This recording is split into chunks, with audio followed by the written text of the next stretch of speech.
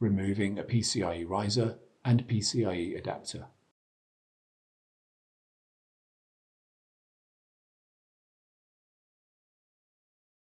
Remove the top cover.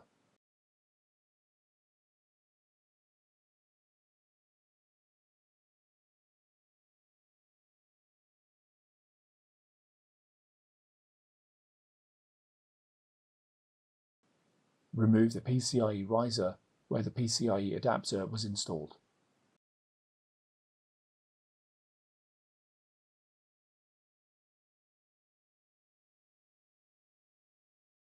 Open the retention latch on the PCIe riser.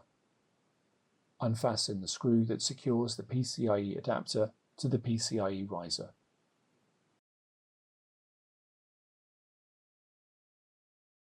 Hold the PCIe adapter by its edges and carefully pull it out of the PCIe slot.